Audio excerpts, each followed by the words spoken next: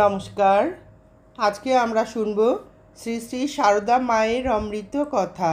স্বামী গম্ভীরানন্দজি মহারাজের স্মৃতিতে শ্রী শ্রী মায়ের কথা।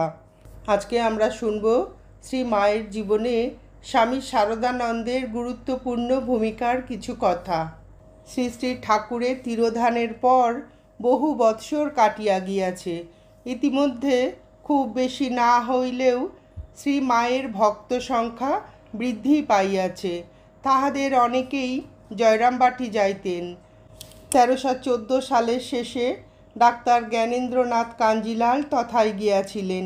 যাইবার সময় তিনি গ্রামের লোকদের জন্য অনেকগুলি অত্যাবশ্যক ওষুধ লইয়া যান এবং তার দ্বারা গ্রামবাসীদের সেবা করেন। তাহার নাম শুনিয়া তখন দূর দূরান্তর হইতে বহু লোক আসিত। শ্রীমা তাহা দেখিয়া সানন্দে বলিয়াছিলেন, আমার গুণী ছেলে এসেছে, লোক আসবে না? গ্রামের লোকেরা ডাক্তারকে বহুভাবে কৃতজ্ঞতা জানাইয়াছিল এবং তাহার কলিকাতা প্রত্যাবর্তনকালে শ্রীমা নিজে গ্রামের বাহির পর্যন্ত তাহাকে আগাইয়া দিয়াছিলেন। জয়রামবাটিতে শ্রী শ্রী মায়ের শরীর সেবার বিশেষ ভালো ছিল না, পায়ে বাত তো ছিলই।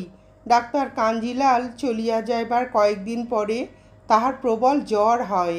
গায়ের উত্তাপ এত বাড়িয়াছিল যে নিকট আত্মীয়েরাও ভয় পাইয়াছিলেন। এক রাত্রে শোনা গেল তিনি বিকারের মুখে বলিতেছেন, যেতে হবে। না কেন? রাধির জন্য? আচ্ছা তাই। মনে হইল যেন শ্রী শ্রী ঠাকুরের সঙ্গে কথা হইতেছে। মা বিদায় চাহিতেছেন, কিন্তু ঠাকুর রাধুর জন্য তাহাকে থাকিতে বলিতেছেন। যাহা হোক, ডাক্তার কাঞ্জিলাল যাইবার সময় গুটি কয়েক পেটেন্ট ওষুধ রাখিয়া গিয়াছিলেন। উহারই একটির ব্যবহারে সে যাত্রায় শ্রীমা সুস্থ হইয়া উঠিলেন।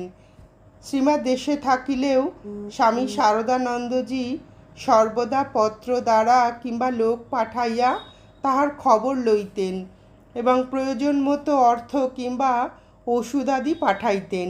শ্রীমাকে কলকাতায় আনবার জন্যও তিনি আগ্রহ দেখাইতেন, কিন্তু তাহার ইচ্ছার বিরুদ্ধে কিছুই বলিতেন না। এবারও অসুখের সংবাদ পাইয়া তিনি তাহাকে কলকাতায় আগমনের জন্য পুনঃ অনুরোধ জানিয়েছিলেন, কিন্তু মা আসেন নাই। ইতিমধ্যে কলকাতায় একটা বড় পরিবর্তন হইয়া গিয়াছে। শ্রীমা কলকাতায় আসিলে তাহাকে অনেক সময় ভক্তগৃহে উঠিতে হইত। তিনি অত্যন্ত সহনশীলা হইলেও তাহার ব্যক্তিগত স্বাধীনতাকে পরের বাড়িতে অনিবার্য কারণে খর্ব হইতে দেখিয়া সারদানন্দজি মহারাজ কষ্ট পাইতেন। অধিকন্তু ইদানিং শ্রী মায়ের সঙ্গে তাহার আত্মীয় স্বজন এবং ভক্ত মহিলা 2-4 জন প্রায় থাকিতেন। গৃহস্থের পক্ষে এত লোকের সুব্যবস্থা করা কঠিন ও ব্যয়সাধ্য হইত। ভাড়া বাড়িতে সেবিকাসহ বাসের ব্যবস্থা করাও স্বামী সারদানন্দ প্রমুখ সন্ন্যাসীর পক্ষে বড় সহজ ছিল না। আবার সময় মতো উপযুক্ত বাড়িও পাওয়া যাইত না। পাইলেও উহা প্রায় গঙ্গা হইতে দূরে থাকায় শ্রী মায়ের গঙ্গা স্নানের অসুবিধা হইত। এছাড়াও উদ্বোধন পত্রের পরিচালনার জন্য এবং ওই কার্যে নিযুক্ত সাধুদের বসবাসের জন্যও বাড়ির প্রয়োজন ছিল। এইসব কথা ভাবিয়া স্বামী সারদানন্দজি এক গুরুদায়িত্ব স্কন্ধে লইতে উদ্যত হইলেন। তিনি বাগবাজার অঞ্চলে মায়ের জন্য একটি পাকা বাড়ি নির্মাণ করিবেন। শ্রীযুক্ত কেদারচন্দ্র দাস মহাশয় ঠাকুরবাটি নির্মাণের জন্য বাগবাজারে গোপাল নিয়োগী লেনে 3 কাঠা 4 ছটাক জমি 1906 খ্রিস্টাব্দের 18ই জুলাই বেলুর মঠকে দান করেন। প্রথমে উহাতে উদ্বোধনের জন্য একখানি খোলার ঘর করার প্রস্তাব হয়, কিন্তু সারদানন্দজি ছোট পাকা বাড়ির পক্ষপাতী ছিলেন। বাড়ি করার পুঁজির মধ্যে তাহার হাতে ছিল স্বামীজির পুস্তক বিক্রয় হইতে সঞ্চিত 2700 টাকা। হিসাব করিয়া দেখা গেল যে উহা ভিত্তি নির্মাণেই নিঃশেষিত হইবে। তথাপি তিনি ঋণ করিয়া বাড়ি শেষ করার আশায় ওই জন্য উদ্যোগ করিতে লাগিলেন। ইহাতে অনেক আপত্তি উঠিল, তবু শ্রী মায়ের আশীর্বাদ ভরসা করিয়া তিনি ৫৭০০ টাকা ঋণ লইয়া ১৯০৭ খ্রিস্টাব্দের শেষ ভাগে কার্যে অবতীর্ণ হইলেন। অবশ্য ইহাতে ব্যয় সংকুলান হইল না, আরও অর্থ সংগ্রহ করিতে হইল। অবশেষে অশেষ পরিশ্রমের ফলে প্রায় ১১,০০০ মূল্য ব্যয়ে গৃহ নির্মাণ কার্য সমাপ্ত হইল। ১৯০৮ খ্রিস্টাব্দের শেষ ভাগে উদ্বোধন কার্যালয় নতুন গৃহে স্থানান্তরিত হইল। এই বাটিতে তখন একতলায় ৬খানি, দ্বিতলে ৩খানি এবং ত্রিতলে ১খানি, সর্বসমেত ১০খানি ঘর ছিল। নিচের ঘরগুলি উদ্বোধনের জন্য আর উপরের ঘরগুলি শ্রী মায়ের ও তার সঙ্গিনীদের জন্য নির্ধারিত রহিল। শ্রীমা তখনও জয়রামবাটিতে ছিলেন। বাটি প্রস্তুত হইয়াছে সংবাদ পাইয়াও তিনি তখনই আসিতে চাহিলেন না। ১৩১৫ সালের একটি ঘটনা এখানে উল্লেখযোগ্য।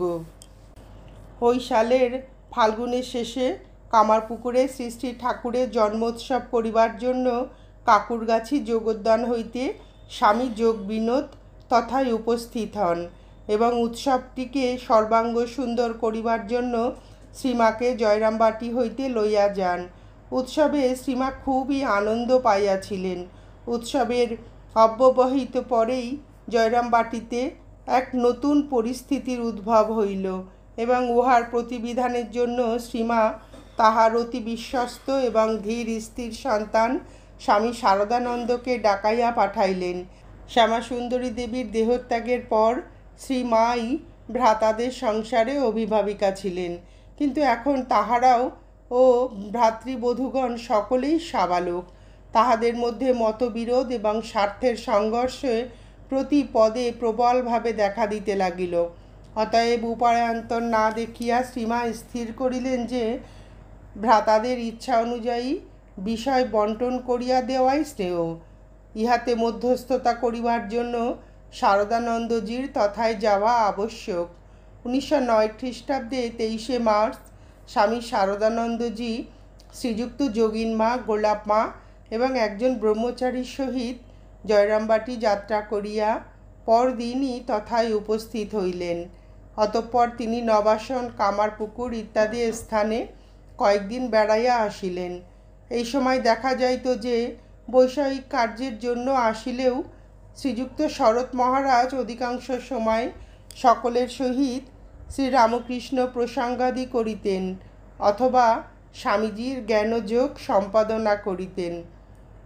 শ্রীমা তখন খুব ব্যস্ত থাকিতেন। সংসারের দৈনন্দিন কর্ম ছাড়াও শারদানন্দজির জন্য ২ বেলা কিছু তরকারি প্রভৃতি রান্না করিতেন।